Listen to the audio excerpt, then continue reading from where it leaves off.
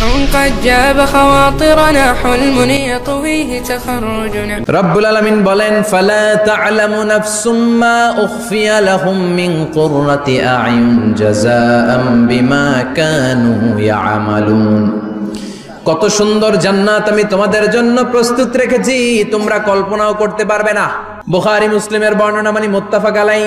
বিশ্বনবী বললেন, রব্বুল আলামিন ঘোষণা দিয়েছেন আ'আদাতু লিইবাদিয়াস সালিহিন, আমি আমার নেককার বান্দাদের জন্য এমন জান্নাত তৈরি করে রেখেছি মা লা আইনুন রাত, পৃথিবীর কোনো চোখ সেটা দেখে নাই, ওয়ালা উযুনুন সামিআত, পৃথিবীর কোনো কান ওই জান্নাতের কোনো শব্দ শুনে নাই, ওয়ালা খাতারা আলা কলবি বাশার, মানুষের অন্তর দিয়ে জান্নাত কত সুন্দর হবে কল্পনা করা সম্ভব না, অসম্ভব। এটা কল্পনাতে আনা অসম্ভব। আপনি যত কল্পনা করতে পারেন করতে পারবেন, কিন্তু জান্নাত যে কত সুন্দর এটার ধারে কাছে আপনার যাওয়া সম্ভব না। আল্লাহু আকবার।